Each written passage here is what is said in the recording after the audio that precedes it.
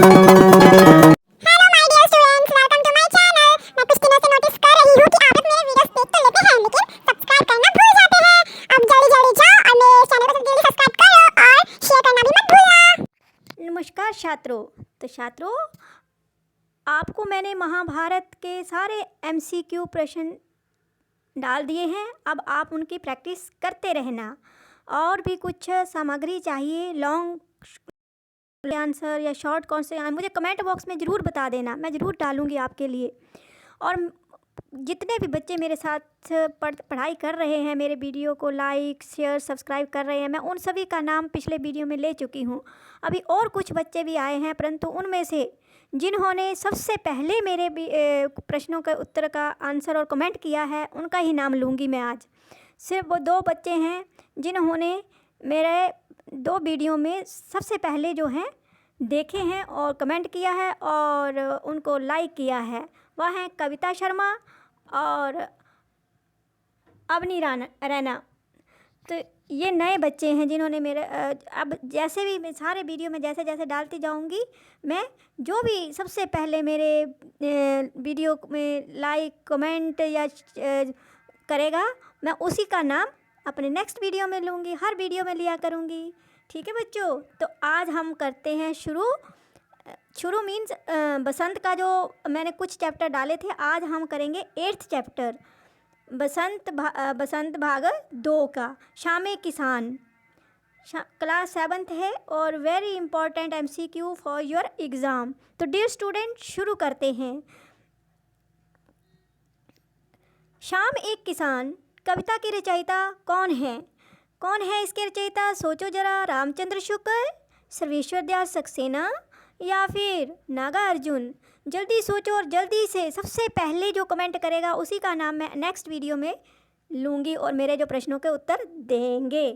ठीक है बच्चों, तो अभी सोच लिया होगा, तो देखो आपका आंसर सही है या गलत? सर्वेश्वर दयाल सक्सेना। नेक्स्ट प्रश्न। शाम के समय आकाश में क्या परिवर्तन होते हैं? तो क्या परिवर्तन होते हैं? सूरज का डूबना, पक्षियों का चहचहाते हुए अपने घोंसलों में जाना, या फिर उपर्युक्त दोनों ही? मीन्स दोनों। सूरज का डूबना और पक्षियों का चहचहाते हुए अपने घोंसलों में जाना। तो जल्दी बताओ, सोच लिया? कुछ तो बोल रहे हैं पक्षियों का चहचहाते हुए अपने घोंसलों में जाना और कुछ बोल रहे हैं सूरज का डूबना। बच्चों, ये दोनों ही सही हैं, सही बातें हैं, परंतु इसका आंसर जो सी देगा उसी का आंसर सही होगा। मीन उपर्युक्त दोनों ही हैं, सही हैं। पहाड़ को किन रूपों में दर्शाया गया है शामे किसान कविता में? बच्चे के रूप में, बूढ़े के रूप में या किसान के रूप में? जल्दी बताओ, मैंने तो स्क्रीन भी उसी की लगाई हुई है। पहाड़ को बूढ़े के रूप में नहीं दिखाया गया, किसान के रूप में दिखाया गया है। घास पर फुदकती नन्ही सी चिड़िया, व्याकरण की दृष्टि में नन्ही सी क्या है? नन्ही किसी ग्रामर की व्याकरण की दृष्टि से बताना है आपको कि क्या है नन्ही सी। संज्ञा है, सर्वनाम है या विशेषण है? तो जिन बच्चों को पता है कि संज्ञा क्या होती है, सर्वनाम क्या होते हैं, विशेषण क्या होते हैं, वह तो बिल्कुल सबसे फास्ट आंसर दे रहे हैं विशेषण। तो बच्चों, जिनको नहीं पता है तो मैंने ये व्याकरण का वीडियो भी बनाया हुआ है, उसको भी बड़े ध्यान से देख लेना और समझ लेना। टॉपिक को बार बार देखोगे तो अच्छे से समझ में आएगा। तो नन्ही सी क्या है? विशेषण शब्द है ग्रामर की दृष्टि से। चिलम के रूप में। अब चिलम के रूप में किसका वर्णन चित्रण किया गया? मीन इस कविता में जो है कंपैरिजन किए गए हैं 4-5 बातों में, तो आपको वो कंपैरिजन जरूर याद कर लेने हैं। चिलम के रूप में किसका चित्रण हुआ है? सूर्य का, अंगीठी का या फिर पलाश का? मीन पलाश के फूलों का। तो किसका वर्णन हुआ है चिलम के रूप में? चिलम के रूप में हुआ है सूर्य का वर्णन। ठीक है बच्चों। घुटनों पर पड़ी है नदी चादर सी में सी जो है किसका प्रतीक है?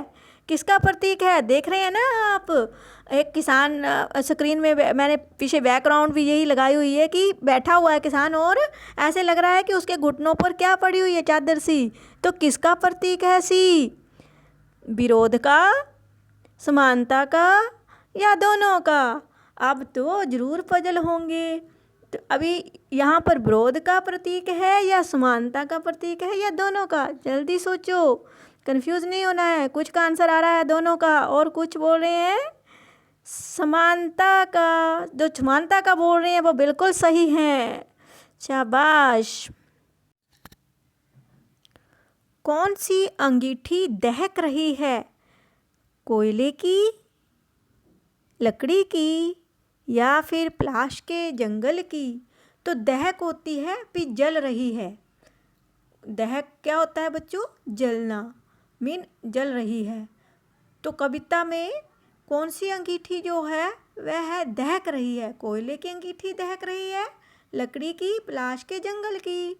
जल्दी बताओ, जल्दी बताओ, शाबाश शाबाश। कुछ तो बोल रहे हैं कोयले की, नहीं नहीं नहीं, प्लाश के जंगल की अंगीठी जो है दहक रही है।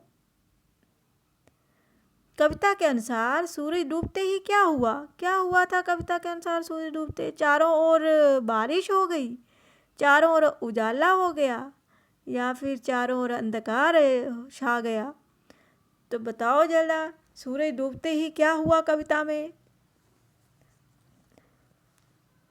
तो उजाला जो है, कंफ्यूज मत होना, उजाला जो होता है, उजाला का अर्थ होता है प्रकाश।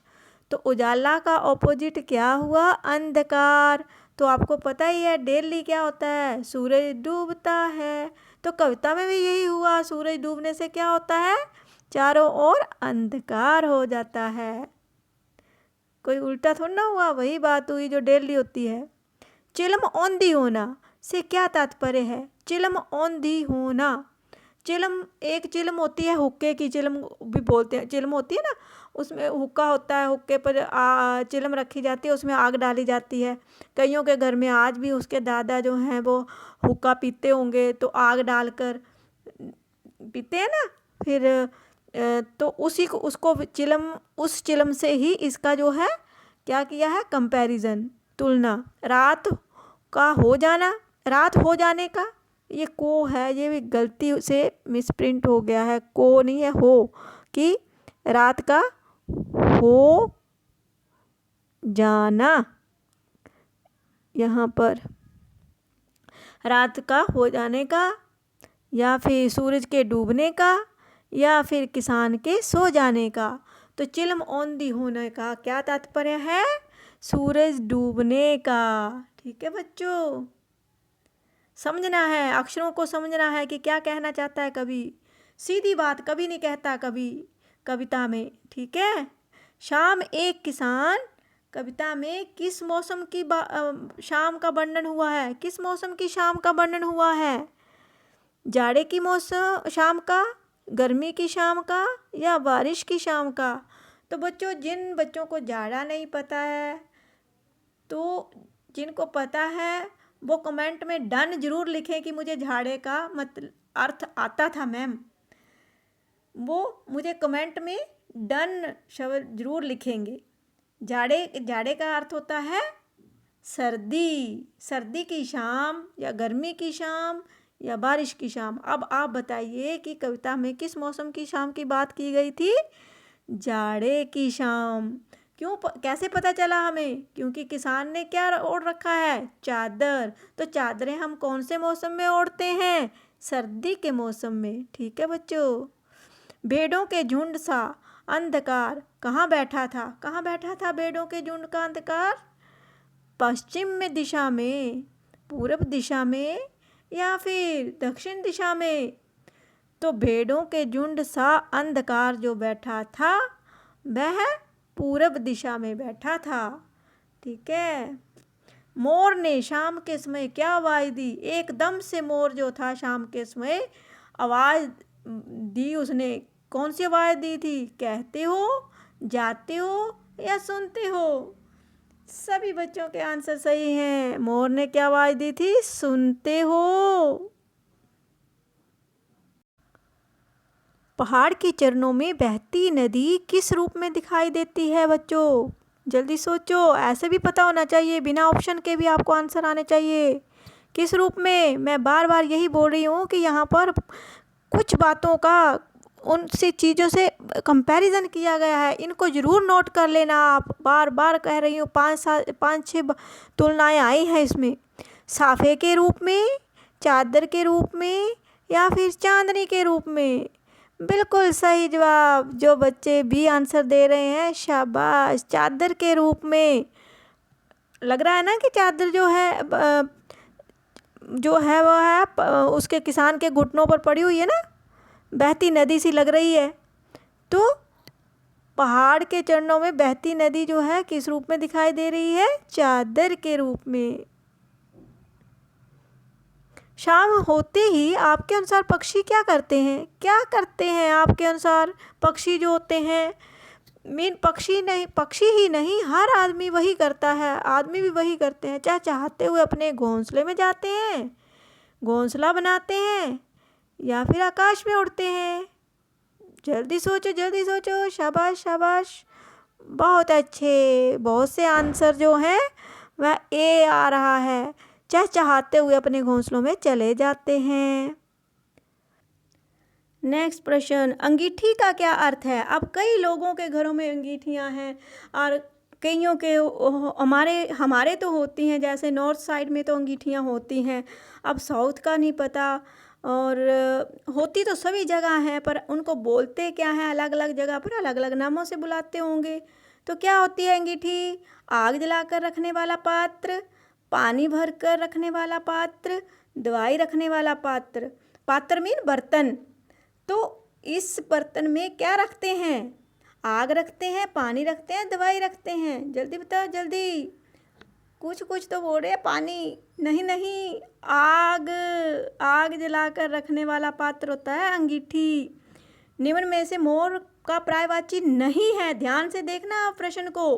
कुछ तो बिना देखे ही आंसर दे देते हैं कि मयूर, कि मोर को मयूर बोलते हैं, परंतु उन्होंने ये नहीं देखा कि प्रश्न में नहीं शब्द लगा है। क्या शब्द लगा है? नहीं। तो इसको ध्यान में रखा करें पेपर में। यही बच्चे जो हैं गलती करते हैं, जल्दी से ध्यान नहीं देते हैं। तो यहाँ पूछा गया है कि कौन सा पर्यायवाची नहीं है मोर का? तो यहाँ पर काग शब्द जो है मोर का पर्यायवाची नहीं है। मोर को केकी भी बोलते हैं और मयूर भी बोलते हैं। ठीक है। कविता के अनुसार अचानक कौन बोला था अचानक? चिड़िया, मोर, कौवा। ये तो सबको पता है, मोर बोला था। ठीक है। चिलम में सुलगती आग निम्न में से किसके समान है? मैं बार बार कह रही हूँ कि इसमें जो है समानताएं बहुत दिखाई गई हैं, तुलनाएं बहुत की गई हैं, बहुत सी चीज़ों की, उनको पक्का याद कर लेना। तो चिलम में सुलगती आग जो है वह निम्न में से किसके समान दिखाई गई है? डूबते सूरज के समान, आग के समान, तारों के समान। किसके समान? डूबते सूरज के समान। अंधेरे की तुलना किससे की गई है? अब अंधेरे की तुलना किससे की गई है? झुंड में बैठी भेड़ों से, आग से, चिलम से। किससे? झुंड में बैठी भेड़ों से। शाम में एक किसान कविता में पलाश के फूल कैसे प्रतीत होते हैं? कैसे प्रतीत होते हैं? कैसे लगते हैं वो पलाश के फूल? सूर्य की लालिमा की तरह, जलती अंगीठी की तरह, या आकाश की तरह? किस तरह लगते हैं वो फूल? दूर से देखते हैं जब, जलती हुई अंगीठी की तरह। शाम एक किसान कविता में प्राकृतिक दृश्य में पहाड़ किस रूप में बैठे हैं? अब इस प्रश्न का उत्तर जो सबसे पहले मुझे कमेंट में बताएगा, मैं उसी का नाम नेक्स्ट वीडियो में ज़रूर लूँगी। ठीक है बच्चों, इस प्रश्न का आंसर आपको देना है। ठीक है, मिलते हैं नेक्स्ट वीडियो में। Thanks for watching. मेरे प्यारे बच्चों, अगर आपको मेरा ये वीडियो अच्छा लगा then don't forget to like, share and subscribe to my channel and also press the bell icon for more updates.